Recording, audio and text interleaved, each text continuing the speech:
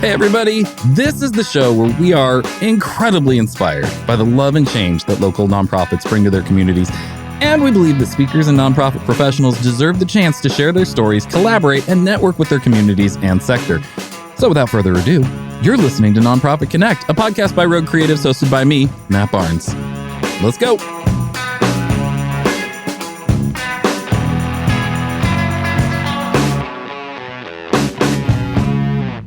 Hey everybody, welcome to Nonprofit Connect. I'm Matt, and I realized, as we've been going through this, you guys don't really know anything about me, and I don't want to make this podcast all about me because really I want to make it all about the nonprofits, but also it's good for us to connect. And so every week I think I'm just going to throw in a random fact about my life that, to connect. So this week, letting you know, I have 5 kids that are 5 and under. That's 2 sets of twins and a baby right now. So we've got McCoy and Violet, who are 5, almost 6. We've got Poppy and Wells, who are 4.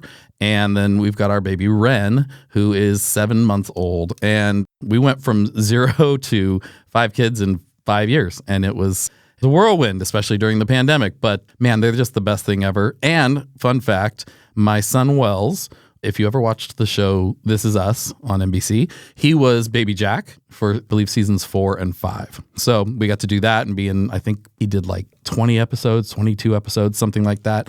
And it was a really fun experience. And the people there were just as wonderful and nice as you would hope some people on a show like that would be. And so we got to hang out and have a little bit of the Hollywood experience through our baby, which was such a weird kind of thing, but it was really great. But this podcast is not about that. It's about nonprofits. It's about you, the people tuning in, and we want to help you connect and learn and grow. That's what this thing's here for. And I also wanted to mention that we do live events. If you're in the Orange County area in California, we do live events quarterly, Nonprofit Connect events, and you can go to npconnect.roguecreatives.com, find out when the next event's going to be if you're in the area. We'd love for you to come, and we'd love to meet you. It's like $5 to get in or something, and we bring in great speakers. Today, we've got a great guest here on the podcast. His name is Noah Barnett. He's a professional fundraiser and the VP of Marketing at Feathr. That's Feathr without the last E, Feathr. They are a nonprofit marketing platform which helps mission and member organizations run and report in integrated marketing campaigns with easy-to-use advertising, email, and digital engagement tools. I feel like I'm doing an ad for them right now, but that's fine. They're awesome. Noah has over 10 years of experience in a variety of nonprofit organizations and building marketing and integrated growth strategies. We talked about a lot of things in our conversation, but mostly we sort of centered around the idea of closing the connection gap. They have something that they use called the Good Marketing Framework, which is really interesting and helpful to kind of break down the best ways to actually do marketing and to look at marketing. And I'll say nothing else because Noah can tell you all about it. And so we'll go ahead and dive right into that right after this brief message. Nonprofit Connect with Matt Barnes is brought to you by Rogue Creatives. Rogue Creatives is a creative agency that works mostly with nonprofits to make sure that their brand character is being represented accurately. So here's the thing. If you think of your favorite book or your favorite movie or show or whatever, there's usually some character that you identify with, something that you connect with that brings you into that story and makes you come back to that story, that makes you feel a part of that story and related to it. The same is true with your organization. See, people don't naturally connect with organizations. They just don't. They care about people and they care about character and they want to connect with those things. And that's why Rogue Creatives has developed a 3-phase process called the Strategic Storytelling Framework. And it's designed to identify your brand character, its personality, its voice, its values, and then make sure that it comes to life so you're represented cohesively and accurately. No matter how people come into contact with you, whether it's a business card or website or social media, a video, a print piece, whatever, they're connecting with the same character and being brought into your story. And the best part is it frees you up to do just what you love to do or what you're best at. And you can rest easy knowing that you're still being represented out there so well and so accurately. And you have a team on your side making sure that this is happening consistently and cohesively. So head on over to roguecreatives.com/NPC for Nonprofit Connect, NPC, to schedule a free brand consultation and take our free online brand character quiz. Because, everybody loves a free online quiz. Those are fun. That's roguecreatives.com/NPC to begin defining your brand character today. We've worked with so many nonprofits and help them increase their funding and their reach as they connect with more people and bring them into their stories. There's no commitment or risk for you at all. And we just can't wait to meet you. Like we're actually just sitting around here waiting to meet you. We want to. Remember, that's roguecreatives.com/NPC to get started today. Rogue Creatives. Seriously, creative storytelling. And now, back to the show.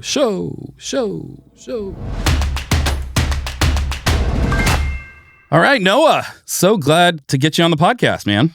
Yeah, absolutely. It's been a long time since we've shared mics together. And so I'm stoked to be back at it. Yeah, it's been a long time. At least, 4 or 5 years? I don't even know. A few years at least. Who's keeping track of time anymore? Like, I can't believe it's halfway through 23. So. It's crazy. Okay, so we're going to just jump right in. The way we normally start these things, we do a couple random questions. So I've got a list of a lot of random questions, and then I have a randomizer that randomly selects 3 of them. So it's a double random. So here we go. Have you ever been on TV or in a movie?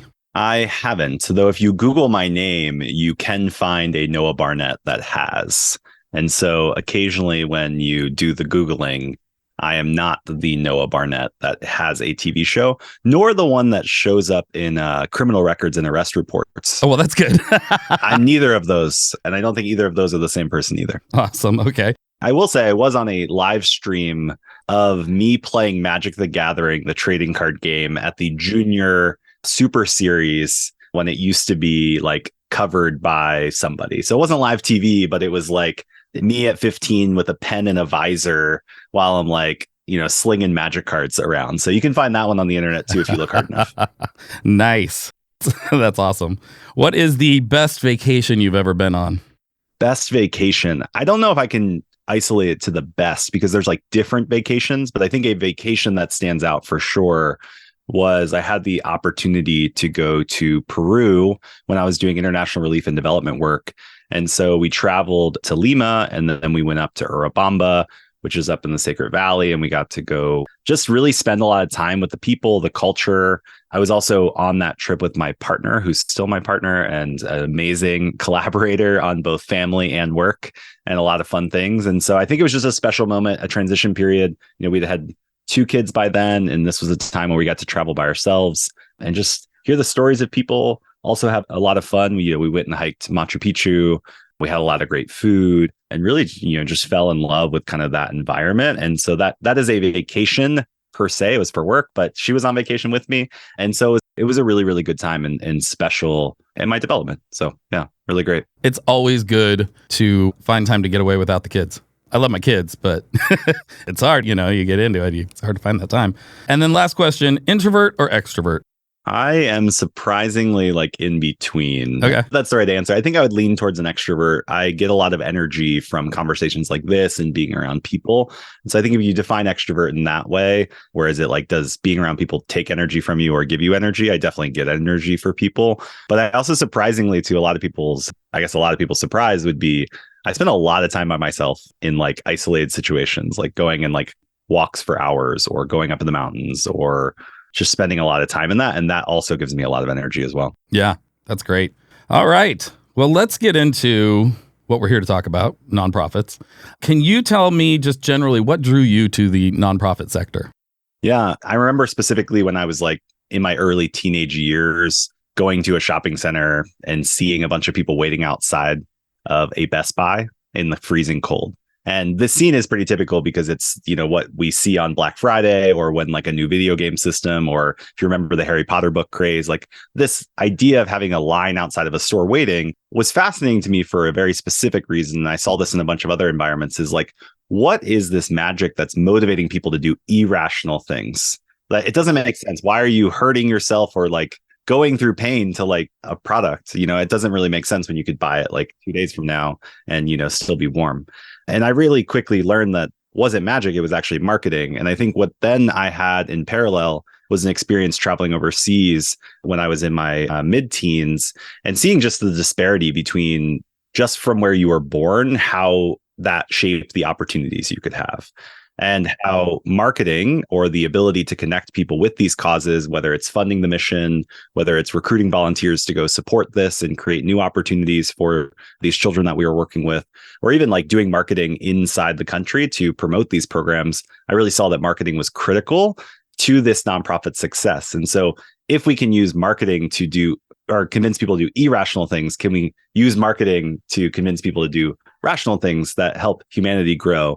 And so I was always living at that intersection of like marketing and mission from nearly day one. And I had the pleasure of being able to go straight into that out of school and doing international relief and development, which has now reshaped my entire career, even to where I sit today at the intersection of marketing, mission, and technology. Wow. That's so cool. I mean, yeah, I think one of my favorite things in life is to kind of see things that we see all the time and see how we can look at them a little differently. So for you to have that experience at a Best Buy that inspires you to go down this road. And that's the other thing I'm always fascinated by, is those little things in life where you have these moments that suddenly shape your whole path, you know? Absolutely. And sometimes it's the most unexpected thing that can do that. It's really always interesting. You're touching on a concept I talk a lot about, which is the idea of collisions. And like the idea of a collision is, if you're a physics person, you're like, you can't actually predict the outcome of a collision unless you know the mass of both objects, right? Like when we come together, we're colliding and going off. So much of life is like unpredictable collisions. Like I saw the Best Buy and that collision happened that spiraled into this other thing. And so this idea of like not only focusing on the collision itself, but focusing on creating environments where the likely output of collisions is more positive, whether that's in creating communities or creating networks and friend groups, or putting yourself in weird situations where you're going to collide with something and learn something. Like the power of collisions has always blown my mind. And I feel like I'm going to have to write a book one day called Collisions of some sort, because it's been so imperative to kind of my journey and so many others that I've had the privilege of hearing their stories. I mean, it's imperative to everyone's. I think most people just aren't aware of it. They don't stop and think about it. I had this moment in my life right toward the end of college where I was kind of, reflecting back. I'm about to graduate and looking back on my years and like, gosh, this happened my junior year, my sophomore year, that kind of thing. And like, how did I end up on that path? And I ended up tracing it, so much of my college experience, back to the second week of school in my English class. We were going to do group projects, and there were two groups. One group had some friends that I had just met, and then one group had the cute girl. And which one do I choose to be a part of? Of course, chose the cute girl. And that choice of which group to be a part of ended up being this domino effect. I met her, and then I met these other people, and because of that, and then it led to all these things, and it's crazy. And you start to think some of that you just can't control, you can't, overthink, but how much can we be intentional about the situations we put ourselves in, and stopping to actually, think things through a little bit of how it's going to affect things, but also those random ones that you can't see. I would never have thought, choosing which group to join is going to change my whole college trajectory, and somehow it did. Just like you probably didn't think going to the Best Buy is going to change my whole life perspective, but somehow it does. How does that play into what you do now? Well, first of all, tell us about your organization and what you do. Yeah, for sure. So what I do is a different question, but I'll talk about what I do currently as a profession. But I'm the VP of marketing or head of marketing here at Feathr. And Feathr is a software company, and we've built the nonprofit marketing platform that helps you really run and report on all of your integrated marketing campaigns. So this includes digital advertising, social advertising, your email engagement, your automations, and your analytics all in one place, so that you can really reverse the trend that we see, which is, hey, 50% of our marketing is working, but what 50%? We really want to help you understand what is working and then double down on that. And that's so essential, especially now in 2023, where not only marketers, but everyone is being asked to do more with less. And we're trying to build the platform, the support playbooks, and then wrap people around that to help nonprofits really unlock the power of marketing, because we do deeply believe that marketing is mission critical. That's awesome. Yes. I mean, obviously, like, it's something I believe in hugely. And, that one of the biggest challenges, and we've talked about this a lot in the first couple episodes of the podcast as well, is, helping nonprofits understand the importance of that and the value of investing in yourself and in your brand to get it out there. But a lot of people are, hesitant to spend the money on those types of things. But really, that's how you get stuck. You end up just kind of staying where you're at, or even going away. Yeah. And it's so common that, and this isn't just marketing. I think in nonprofits, fundraising might get grouped into this category. Or if you're in like membership based organizations, membership engagement might get cut. But these things get cut first when things get hard. And the challenge is that like marketing, engagement, all of these types of things play a critical role in your ability to continue not only to grow, which maybe your organization's not growing as fast now because you're trying to focus and double down, but also to retain and engage your current community. Because I think one thing that's very different than what I call like the commercial space or commercial kind of transactional environment is that usually you're trying to drive towards a transaction. And then after that transaction, there's been something that's been completed. Someone has signed up to be a Feathr customer, or someone has bought XYZ product or whatnot. Whereas in nonprofits, like that's a choice that people are making every single day. So just because someone's given to you previously, or they volunteered with you, or they've participated in your programs previously, doesn't mean that they will do that again. And so what I see a lot is that we adopt commercially minded strategies in marketing. And what we really need to look at is like, what is a collaborative minded model to retain engagement in the community and really drive belonging, connection to the cause, and then also just confidence that this group is the right group to work with, to work on the cause they care about. And so when marketing and engagement and all these other things get cut, like we're really short-sighting the importance of it. And we can get into more of that, but I've been, I guess, deeply saddened because I've almost made it my mission to market marketing as essential. And so like, it's not children in poverty, or it's not animal welfare, or the, climate change, or whatever the issue is. Like my personal conviction is like, how do we market and advocate for the importance of marketing in nonprofits? And I'm grateful to be able to do that alongside Feathr, but also in, being a part of these conversations to up-level what marketing actually is. Absolutely. Reading a little bit about what Feathr does and what you guys do. And one of the topics, the closing the connection gap, comes up with your good marketing framework. Can you tell us a little bit about that and what that's all about and your role with that? Yeah, absolutely. To set up the framework and why we've developed it here at Feathr, I think it's important to reestablish three things we see that are oftenly associated with marketing, especially in nonprofits. And it's first is that marketing is seen as overhead. So it's a separate thing, and it's like it's a means to the mission, not mission critical. And so it's seen as overhead. Marketers are seen as a support, like a supporting function, like, hey, we need to do this, or we have this event, marketer, come help us do that. They're not seen as strategic leaders at the table. And last but not least, marketing strategy is typically seen as like outdated or unreliable. Like it's like we're just guessing and we're kind of throwing stuff out there and hoping for the best. And so marketing as overhead, marketers as support, and marketing strategy as unreliable has put marketers, I think, at a disadvantage, where now we focus a lot on the ings of marketing and forget that marketing is first and foremost about the market. And so what we've done is, as we are trying to enable nonprofit leaders that are doing marketing at their organizations to be more of that strategic leader, to be more mission critical, and to be more reliable and have measurable impact, we developed the good marketing framework as a way to do that.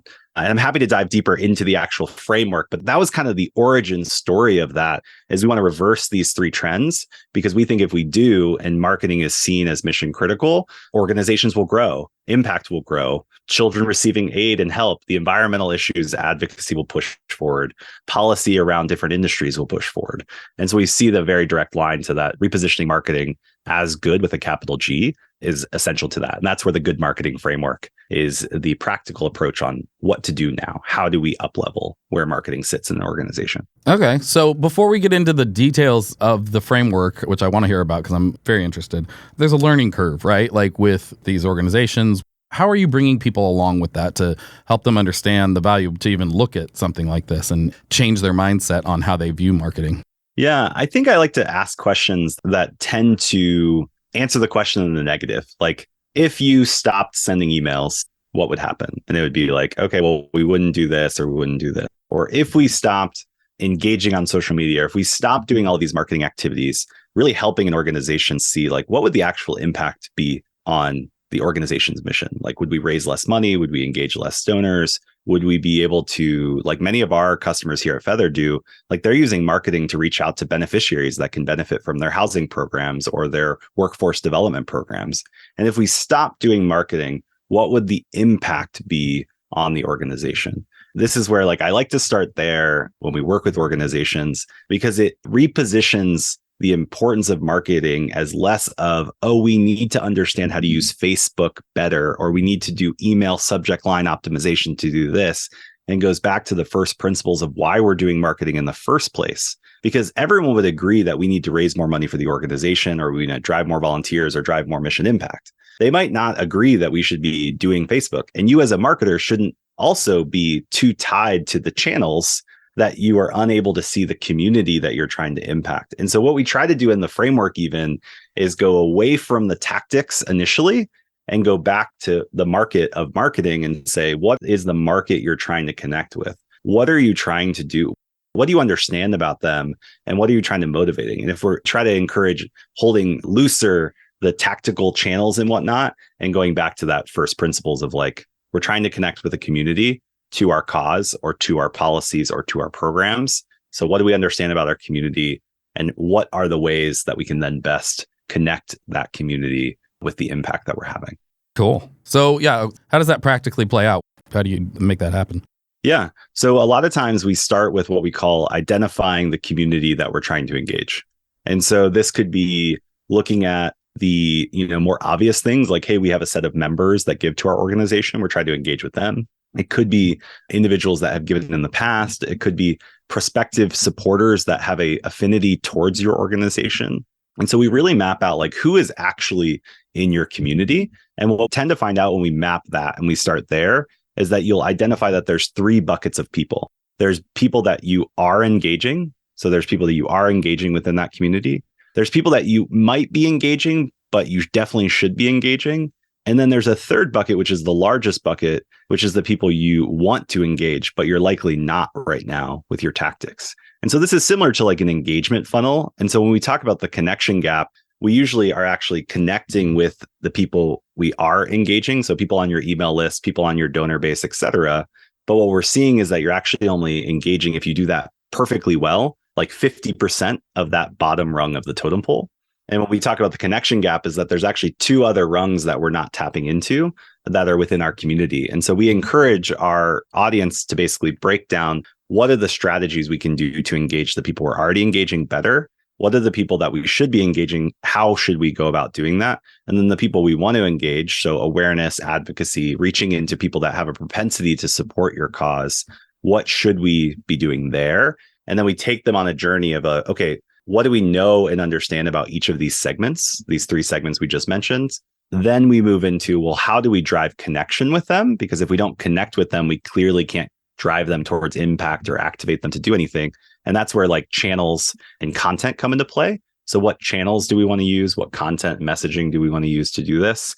And then the last part is, what are we trying to activate them to do? And this isn't always to give in a fundraising concept. It could be to register for an event, watch a video, sign up to volunteer, et cetera.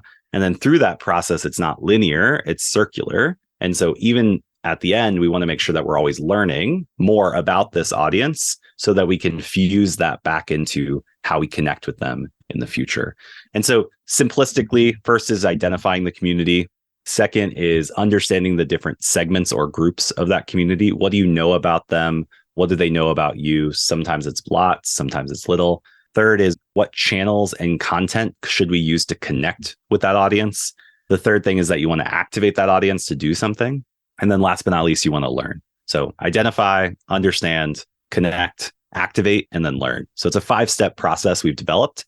And the great thing about it is it's not only attached to the top of the funnel or driving advocacy or cultivating your current donor base. You can actually apply the good marketing framework at every engagement stage and build out a impact-driven marketing plan versus a unreliable one. Yeah. Just out of curiosity, do you think this is something that is significantly different for nonprofits than it would be for for-profits? Or is this kind of a framework that anybody could use? So I think there are overlaps, and I don't really like the designation of nonprofit versus for-profit. And so I like to use a different designation, that there are commerce-based organizations and collaboration-based organizations. And so a commerce might be, I'm Coca-Cola and I'm trying to sell you a Coke. And the goal is for us to drive a transaction and me exchange a product to you. The other is, which I think most nonprofits and associations tend to fall into, or organizations, is it's more of the collaboration based, where they have a community of people that they're trying to engage and collaborate with to a specific outcome. And it's not necessarily that I'm exchanging a good, like in a commerce model. We're not trying to drive like you give me money, I give you this thing. It's different that we are trying to drive collaborative action towards a specific outcome.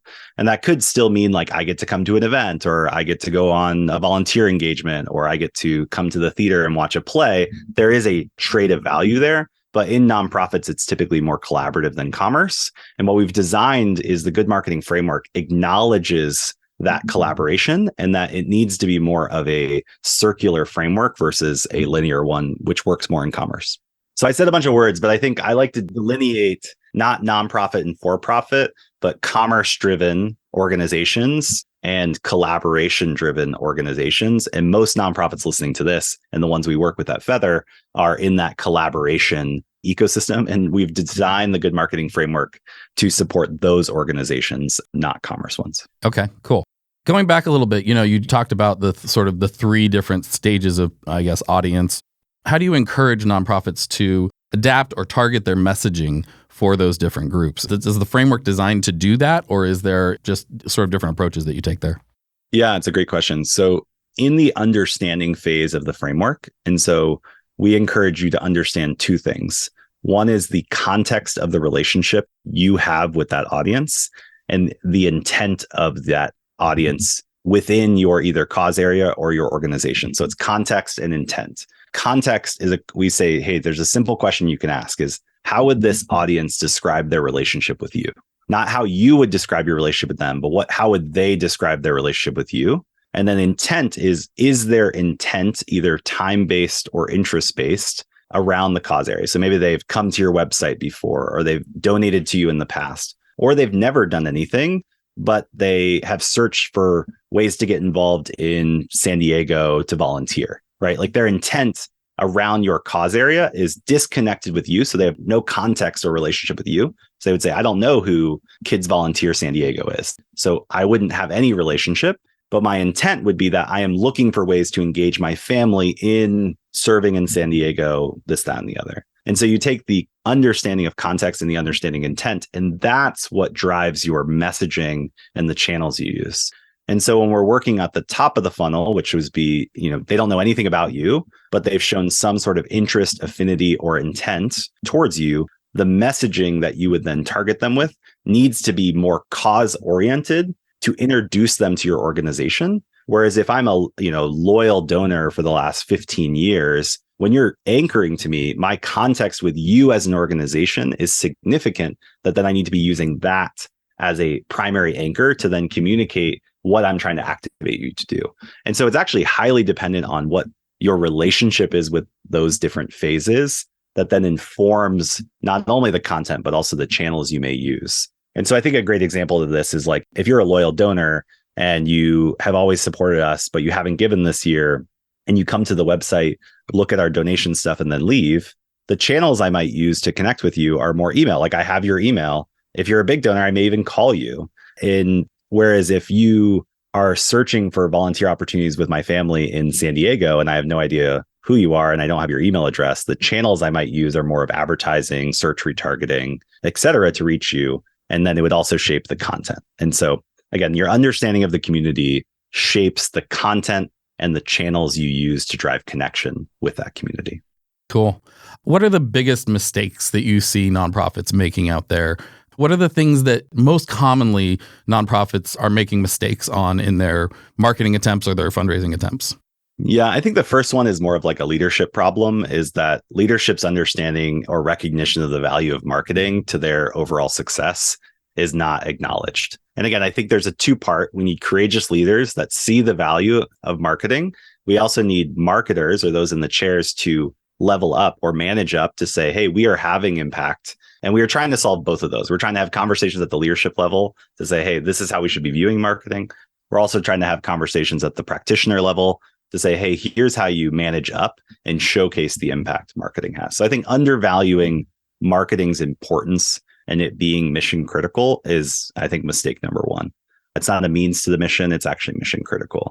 I think the second thing that I see, and I've made this mistake so many times, and I still make this mistake, is that we get too focused on one of two things. We get too focused on the objectives and goals we have as an organization and start there and then project those to our community in an attempt to convert or convince them to do what we want. So we start with the organization's objectives first and then design marketing campaigns. The second thing we do is we start with the channels first, and then we work backwards to the community and then back to our organization goals. So it's like, hey, we're going to do a Facebook thing, and this is how Facebook works, and this is where we're going, and we're going to connect with all this audience. It's a channel first approach that like typically ends up misaligning with your community and not generating the results or the impact that you and your organization have. The second mistake I would say is you start at the wrong point on the circle. You either start with your goals and your objectives that you want and then work to your community and back, or you start with channels and work around and then you just miss the opportunity. And so our biggest thing is like starting with understanding your community, then bridging the gap back with content and channels to the what you want to activate them to do is really important. So two big things: undervaluing marketing as mission critical, and then starting at the wrong place, either starting with your organizational objectives or starting with the channels instead of the community. That's great. That's super helpful too. I think, giving people those practical, simple things of ways to restructure the way they think about these things. And it's big changes, but it's also, in some ways it's big changes or big results, I guess, but it's not changing the whole thing. You know what I mean? Like just going, oh yeah, let's start here and then end there instead of starting there. Giving people those practical things, I think, allows them to quickly understand how they can become more effective.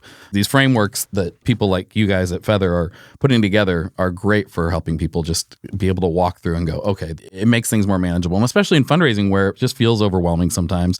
And it's often seen as the necessary evil of nonprofit world. And, I'm personally kind of on a mission to get people to stop thinking of it that way because it's the opportunity to engage your community in it to really, that's where the change comes from. Yeah. And I think like a lot of this is really hard. Like fundraising, marketing, impact work, program work is really hard. I think if it wasn't, it would be, done already. I think there's like a Nelson Mandela quote that's like, it's impossible until it's done. And I think a lot of organizations, those listening to this, are doing impossible things, but we're on a mission to get them done. And my guidance to that is, again, a trap I've fallen into myself, and I almost encourage my team to fall into it too often, is that we try to do too many things. And I think we focus too much on the ings. I know this sounds like a weird thing, but we get caught up in like, we have to do the emails and we have to do this and we have to do that and we have to do more ings. And we forget that if we just slow down and be like, what does our market actually care about? Wow, like no one, our market, we don't need to use Facebook to connect with our market. Like that cool new idea from AI automation camp or whatever, like isn't practical for us because it's an idea, it's a tool we could use, but our understanding of our market, our understanding of our community allows us to pick and choose and then do the most important things. And Taylor Shanklin, a good friend of mine, and she's a great consultant in the space. She's the founder of Barnett. She always talks about like, yes, shiny new objects, I think, are marketers' best friends. We love new things. We love new channels.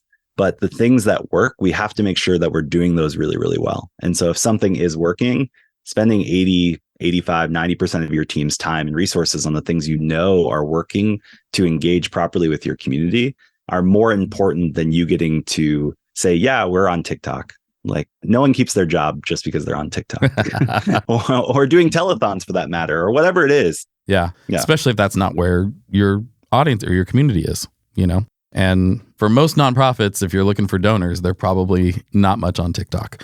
I don't want to get into a debate about that because I think people would say like, it depends. Well, it probably does. I think that generally the donor base for nonprofits tends to be a little older, but that's awesome. As kind of a last practical question, is there anything else you would want, like if you could give one piece of advice beyond what you've already said to those listening, what would it be?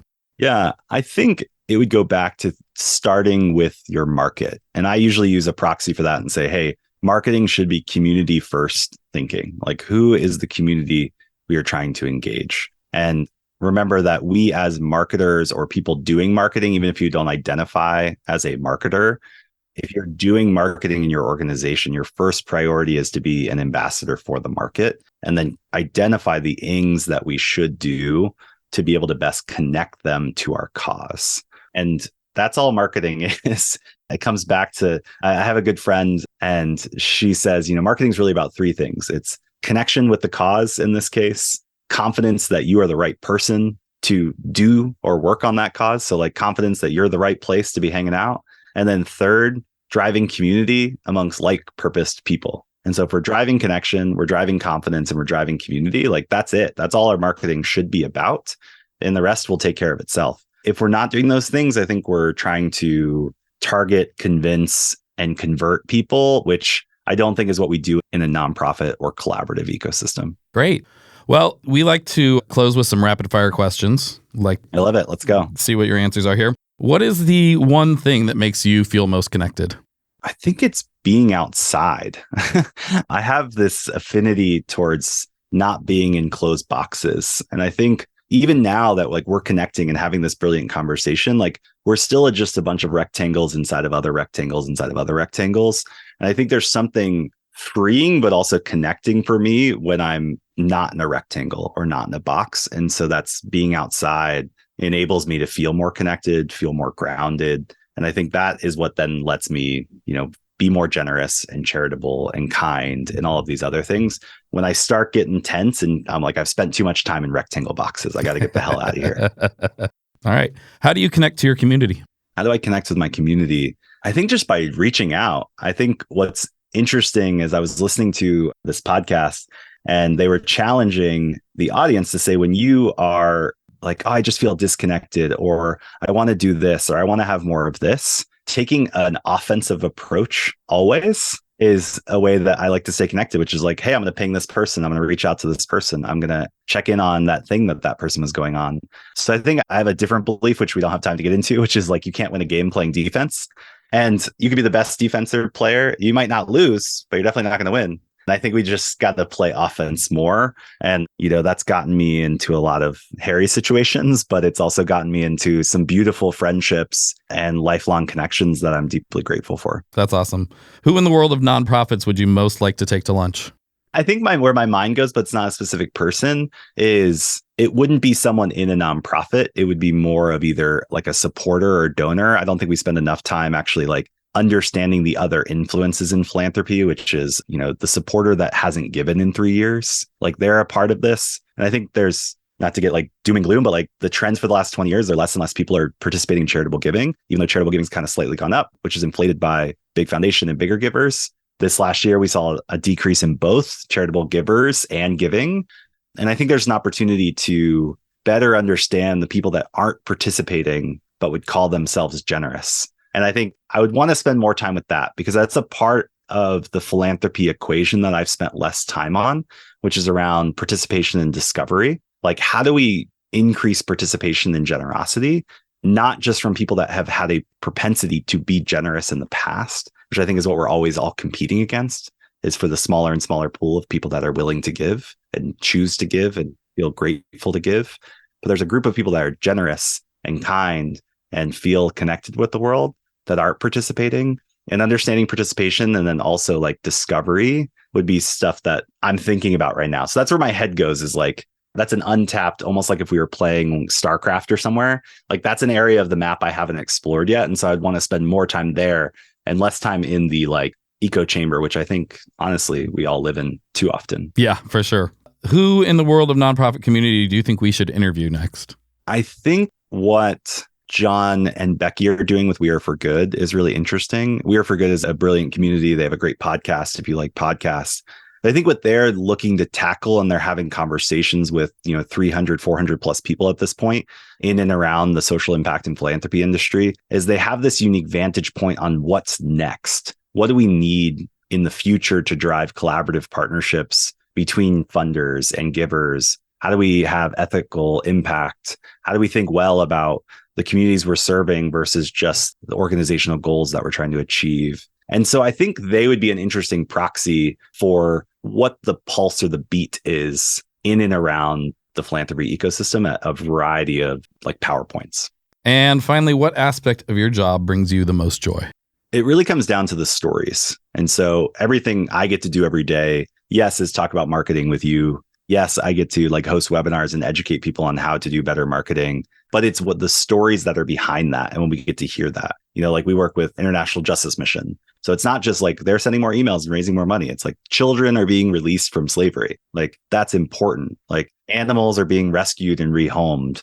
Immigrant families are being provided the much necessary resources that other programs have neglected. Like the stories that I remember from even my work and what still inspire me are the ones of individual people that had a story, and we were being able to be a part of that. And now a little bit more removed because I'm not in the weeds, in the trenches, but we're still enabling people to create new stories. And there's a quote that I still remember, it gives me goosebumps every time, is I was working in child development internationally, and one of the program directors said, do you know what you're providing these kids? And I clearly knew it was anecdote, like a rhetorical question, right?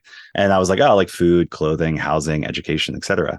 She's like, yes, but what you're actually offering them is the opportunity to dream again. And as someone who has 3 boys myself, like that crushes me as like, that's worth working on, giving people the opportunity to dream again and to dream bigger or to dream wider. Like that's what all we're like. If I can be a part of that every day, like I'm gonna be a happy and grateful person. Well, and I think, going back to something you said in the beginning, you were talking about, now you're not in the specific areas. Your cause is marketing and helping people get understand marketing. But by doing that, you're empowering all these organizations that you work with to do these things that you're talking about. So it's really cool because your impact is actually much greater and less limited, and not just empowering one organization to, help kids dream again or whatever it might be, but all of these organizations, and the impact is probably immeasurable there. That's got to feel great. Yeah, I'm really grateful for it. I think that's what keeps me going. Again, we're trying to do impossible things. And so we have to have something that drives us for that or towards that. And I think for me, it's those stories of impact. Awesome. Well, thank you so much for doing this, for joining me today. And can you let us know where we can find you? Where can people find you and more information about Feathr? Yeah, to learn more about Feathr, you can go to Feathr, and that's Feathr without the last E.co. So feathr.co to learn more about that. We have all of these free resources. We have monthly webinars and communities about people that are trying to tackle these same problems. So definitely go check that out. And if you want to connect with me, the place that I'm most commonly at is on LinkedIn. And if you go to together, the number 4, so together4.org, that will redirect you to my LinkedIn. So together4.org, and you can find me on LinkedIn. Awesome. Thank you, Noah. This has been really great, super helpful. And anytime you can break down bigger concepts into practical chunks like that, it's really helpful for people. So I'm excited I want to go check out more about the process or the framework. And yeah, it's great. Thanks so much for doing this. Yeah, we'd love your feedback. And if anyone checks it out and has questions, again, ping me on LinkedIn. That's where I kind of spend my social time, even though I try to keep it limited. So. All right. Well, have a great day. Yeah, thanks, Matt. Always a pleasure. Well, there you have it. This episode of Nonprofit Connect with Matt Barnes, brought to you by Rogue Creatives, is over. It's done. Finished. What are you going to do with the rest of your day? You're going to take the dog for a walk, maybe have some dinner. Before you do any of those things, could you do us a massive favor and subscribe to the podcast on Apple Music or Spotify or wherever else you listen to us? Obviously, you don't have to, but, it'd be very, very appreciated. Oh, and if you want to hear more from us, visit our website at npconnect.roguecreatives.com. That's npconnect, like Nonprofit Connect, .roguecreatives.com. We'll see you soon. Nonprofit Connect with Matt Barnes is hosted and executive produced by me, Matt Barnes. Production is by our amazing friends over at Fame, the B2B podcast agency, along with the team at Rogue Creatives. Production lead is LLM Pro of Fame. Writing is by Sam Hollis at Fame and Matt Barnes and Taylor Bolanos from Rogue Creatives. Nemanja Koljaja of Fame is our audio editor, and Arslan Yakub from Fame is our video editor. Creative direction is by Corey Hill of Rogue. Our artwork is designed by Hope O'Kelly and Joshua Marino at Rogue and Ian Salas of Fame. Theme music is composed and performed by Jared Atherton of Chapters. LLM Pearl of Fame does our booking and guest relations, and Belinda Carter-Thompson of Rogue is the glue that holds it all together. We'd love to give a shout out to our amazing guests for joining us this episode, and thank all of you incredible listeners for tuning in. If you enjoyed the show, don't forget to help us spread some good by giving us a good review, preferably, 5 stars with some words saying how amazing we are. That's always helpful. Also tell your friends and subscribe so we can come straight into your potholes each and every time we have a new episode. We'll catch you next time. Bye.